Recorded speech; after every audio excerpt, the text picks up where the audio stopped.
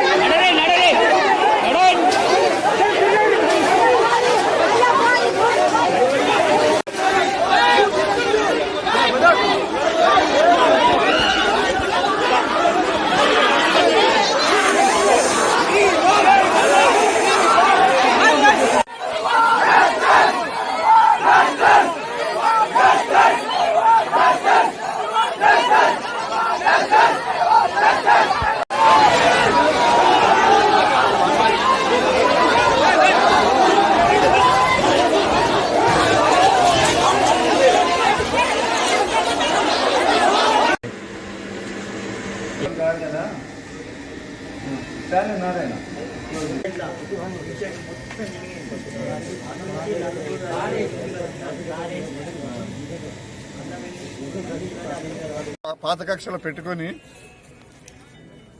మనసులో పాత కక్షలు పెట్టుకొని పాత కేసుల్ని మనసులో పెట్టుకొని ప్రీ ప్లాన్ తోటి వాళ్ళని పిలిపించుకొని తిరుమలేశ్వరిని పిలిపించుకొని వాళ్ళ ఫ్రెండ్స్ ద్వారా బ్రూటల్ గా మర్డర్ చేయడం జరిగింది.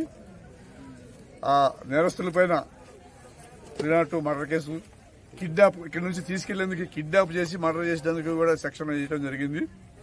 అదేవిధంగా ఎవరైతే ఈ నేరంలో పాల్పంచుకున్నారో వాళ్ళందరిపైన రౌడీ షీట్స్ ఓపెన్ చేయడం జరుగుతుంది. తర్వాత వితిన్ 3 months లో వాళ్ళకి శిక్ష పడేటట్లు జడ్జి దగ్గర ప్రొడ్యూస్ చేసి శిక్ష పడేటట్లుగా మేము ప్రయత్నం చేసి సక్సెస్ అవుతామనే నమ్మకం ఉంది.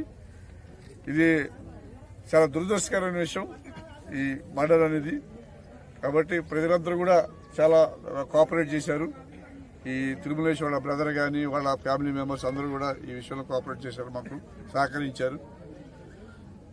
మీ ద్వారా తెలియజేసేది ఏమంటే,